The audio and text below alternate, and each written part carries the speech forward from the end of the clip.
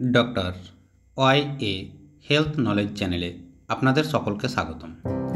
এটি একটি স্বাস্থ্য বিষয়ক চ্যানেল। এই চ্যানেলে বিভিন্ন প্রকার রোগের পরিচয়ের সাথে সাথে মেডিসিনের বিস্তারিত ব্যবহার, ডোজ ও পার্শ্ব প্রতিক্রিয়া নিয়ে আলোচনা করা হয়ে থাকে। অন্যান্য দিনের মতো আজকেও একটি মেডিসিনের ব্যবহার, ডোজ ও পার্শ্ব প্রতিক্রিয়া সম্বন্ধে জানব। আজকে যে মেডিসিনটির সম্বন্ধে জানব তা হচ্ছে অ্যালকফ এলএস কফ সিরাপ বা কফ এক্সপেক্টোরেন্ট। তাহলে এই অ্যালকফ এলএস সিরাপটি কোন কোন সমস্যাগুলি দেখা দিলে ব্যবহার করা হয়ে থাকে তা নিয়ে আজকের এই বিস্তারিত আলোচনা।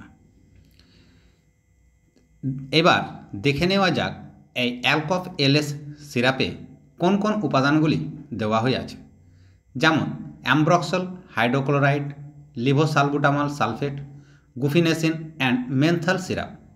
তাহলে এই যে উপাদানগুলি দেওয়া আছে সেই উপাদানগুলি কোন কোন সমস্যায় অর্থাৎ কাশি বা কফের কোন কোন সমস্যাতে এই মেডিসিনটি ব্যবহার করা হয়ে থাকে। কফ, যাকে আমরা কাশি হিসাবে জেনে থাকি, অতিরিক্ত হারে শুকনো কাশি হওয়া, অর্থাৎ কাশতে কাশতে গলায় এক প্রকার জ্বালা যন্ত্রণার সৃষ্টি হওয়া এবং কাশতে গিয়ে গলায় ব্যথা সৃষ্টি হওয়া। অনেক সময় কাশি বা কফ বুকে বসে গিয়ে সেই কফ কাশতে গিয়ে বেরোতে চায় না, তখন এই কফ সিরাপটি অর্থাৎ অ্যালকফ এলএস সিরাপটি ব্যবহারের ফলে সেই বুকে জমে থাকা কফকে বাইরে বের করতে সাহায্য করে থাকে।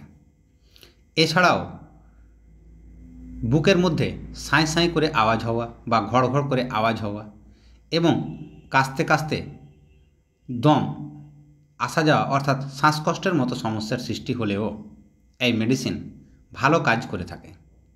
অনেকের আবার গলা খুসখুস করে, অর্থাৎ কাশির সাথে সাথে যদি গলায় খুসখুস করা বা সুড়সুড় করা অনুভূত হয়ে থাকে তাহলেও এই মেডিসিন অর্থাৎ মেন্থল উপাদানটি সেই গলার খুসখুসানি দমন করতে বা গলার সুড়সুড় করা কমাতে সাহায্য করে থাকে।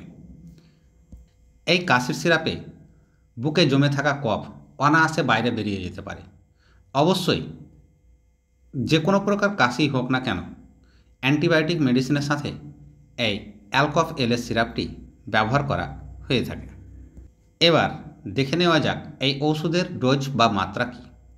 একজন প্রাপ্তবয়স্ক লোকের এই ওষুধের ডোজ বা মাত্রা হবে 10 ml করে দিনে 3 বার খাবার পরে।